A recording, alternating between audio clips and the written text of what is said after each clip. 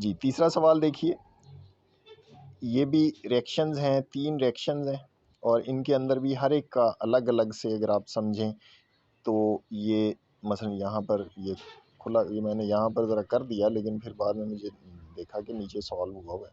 तो जिंक की आप देखिए कि ऑक्सीडेशन नंबर 0 है, 0 से ये किस में आ गई +2 में। अगर आपको ये कैलकुलेट करने में प्रॉब्लम होता है तो फिर आप पीछे जाएं, पीछे जाके पहले ये कैलकुलेट करना सीखें, क्योंकि पहले जो 7.2 हमने की थी उसके अंदर हमने यही काम किया था, ऑक्सीडेशन नंबर कैलकुलेट करने की प्रैक्टिस की थी। अगर आपको उसमें मुश्किल होती है तो आप वहाँ से सीखें या फिर मेरे से डिस्कस करें। 0 से +2 तो इसका मतलब है बढ़ गई ऑक्सीडेशन नंबर, तो जिंक की क्या हो गई, ऑक्सीडेशन। तो जिंक इज ऑक्सीडाइज्ड।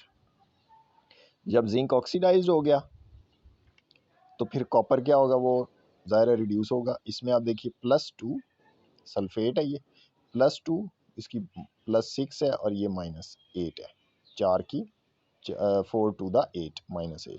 तो +2 से कॉपर 0 में आ गया तो इसकी क्या हुई, ऑक्सीडेशन। सो कॉपर इज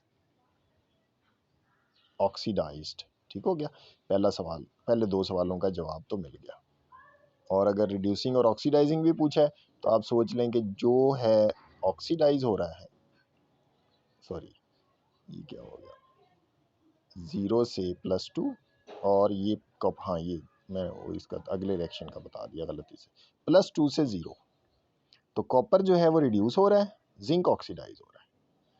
तो ये तो एक तो ये बात क्लियर हो गई, आप इसके आगे लिख दें नीचे, जिंक इज ऑक्सीडाइज्ड और कॉपर इज रिड्यूस्ड, और इस ऑक्सीडेशन नंबर भी। और अगर आप ऑक्सीडाइजिंग और रिड्यूसिंग एजेंट भी बताना चाहते हैं तो आप बता सकते हैं कि जिंक जो है जब वो ऑक्सीडाइज हो रहा है तो जाहिर है कि वो दूसरे को क्या कर रहा है, रिड्यूस, तो ये रिड्यूसिंग एजेंट हुआ जिंक। और कॉपर सल्फेट जो है इसमें पूरा कंपाउंड बताएंगे, ये इसके अंदर कॉपर जो है ये रिड्यूस हो रहा है, दूसरे को क्या कर रहा है, ऑक्सीडाइज, तो ये ऑक्सीडाइजिंग एजेंट है। मैंने बताया था एलिमेंट जो है वो ऑक्सीडाइज या रिड्यूस होता है, लेकिन ऑक्सीडाइजिंग एजेंट एलिमेंट भी हो सकता है और कंपाउंड भी हो सकता है।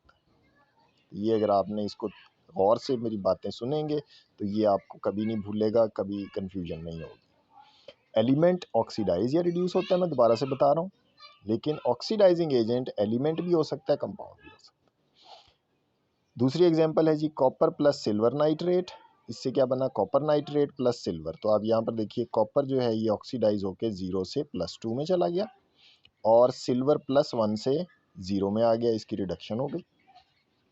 इसका मतलब ये हुआ silver is reduced from +1 to 0 और copper is oxidise from 0 to +2।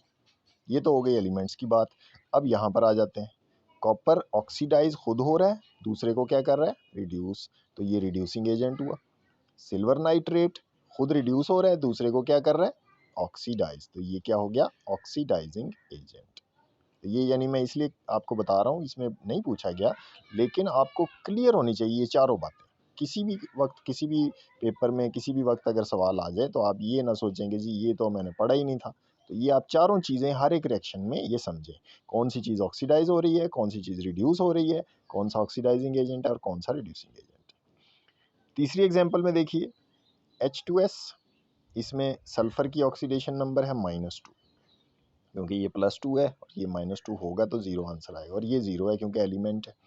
तो सल्फर जो है -2 से 0, इसका मतलब क्या हुआ, इसकी ऑक्सीडेशन नंबर बढ़ रही है, तो ये ऑक्सीडाइज हो रहा है, सल्फर इज ऑक्सीडाइज्ड।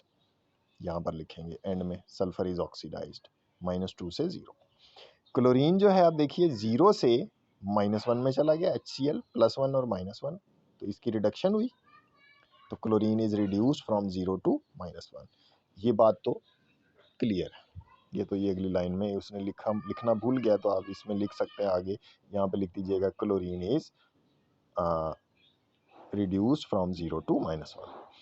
अब आगे ऑक्सीडाइजिंग और रिड्यूसिंग एजेंट की बात है। क्लोरीन इज रिड्यूस्ड, तो ये दूसरे को क्या कर रहा है, ऑक्सीडाइज, तो ये ऑक्सीडाइजिंग एजेंट है। H2S जो है इसमें सल्फर ऑक्सीडाइज हो रहा है, दूसरे को क्या कर रहा है, रिड्यूस, तो ये रिड्यूसिंग एजेंट हो गया। ठीक हो गया जी, 3 सवाल हमने कर लिए। अब आखिरी सवाल जो बहुत ही आसान है, ये ऐसा ही सवाल है जैसे वो किसी बच्चे से कहा ना कि क्रिकेट मैच की कमेंट्री लिख दो, तो उसने कहा जी क्रिकेट मैच बारिश की वजह से नहीं हो सका, तो ये उससे मिलता जुलता सवाल है।